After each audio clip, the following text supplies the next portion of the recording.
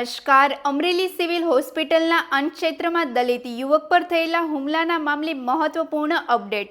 ધારીના ગોપાલ ગ્રામના મહેશ પ્રેમજી રાઠોડને 7 શખ્સોએ પ્લાસ્ટિકની પાઇપ વડે માર માર્યો હતો, જે બાદ સારવાર દરમિયાન તેમનું મોત નીપજ્યું.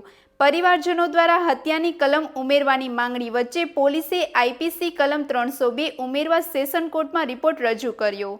નામદાર કોર્ટમાં ફાસ્ટ હિયરિંગ સમયે મોટી સંખ્યામાં સમાજના લોકો હાજર રહ્યા હતા અને 302 લાગુ કરવાની માંગ કરી.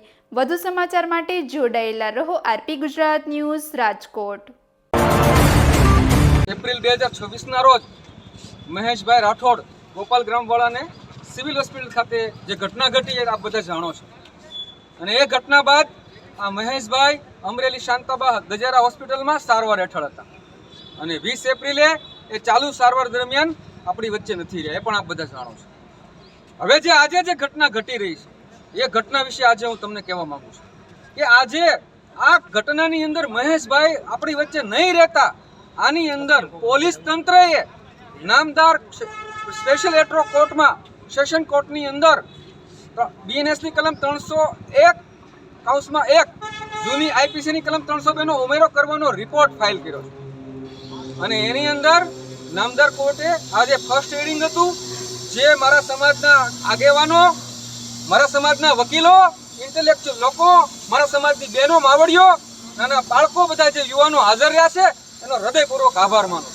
અને કોર્ટની અંદર સરસ રીતથી અમે આર્ગ્યુમેન્ટ કરી અને કોર્ટને એવું કીધું કે નામદાર કોર્ટમાંથી અમને ભરોસો, જે કાંઈ ઓર્ડર થશે એ ઓર્ડર થાય. આ ઘટનાની અંદર મહેશભાઈને મારવામાં આવ્યો છે, એને ચાલુ સારવાર દરમિયાન અવસાન થયું છે, એટલે 302 નો ઉમેરો નેચરલ કોર્સમાં થવો જોઈએ એવી અમારી માંગણી છે. જે કાંઈ ઓર્ડર થશે એની સામે હાઈકોર્ટ સુધી લડવાની પણ તૈયારી છે. અને સમાજ લેવલે સમાજ નક્કી કરે એ રીતથી રોડ ઉપર પણ લડીશું, કોર્ટમાં પણ લડીશું, કાનૂન રીતથી લડીશું. બાબા સાહેબને માનનારા છીએ, કાયદો હાથમાં લીધા વગર શાંતિ રીતથી પ્રોટેસ્ટ કરવાનો અમારો અધિકાર છે. આજે કોર્ટની અંદર ડીએસ શ્રીવાસ્તુ સાહેબની કોર્ટની અંદર આઈઓ ડીવાયએસપી ચિરાગભાઈ દેસાઈ ફોરેન્સિક પીએમ નો પ્રાથમિક અહેવાલ જે લઈને આવ્યા એની અંદર કોઝ ઓફ ડેથ જાહેર કરેલ નથી. આ ઘટનાની અંદર મહેશભાઈનું મર્ડર થયું નિર્વિવાદિત બાબત છે. અને જો રિપોર્ટ આવે, ડોક્ટરોની નેગ્લિજન્સી આવે તો મેથ્યુઝના જજમેન્ટ મુજબ ડોક્ટરો આરોપી બનશે, નતર જેને માર્યો છે એ આરોપી બનશે. આરોપી બનશે ને બનશે, એમાં કોઈ મીનમેખ વાત છે. અનુજાતિનો એક 22 વર્ષનો તાકાતવાર જે સૈનિકમાં હાલે એવો યુવાન અમારી વચ્ચેથી વયો ગયો છે.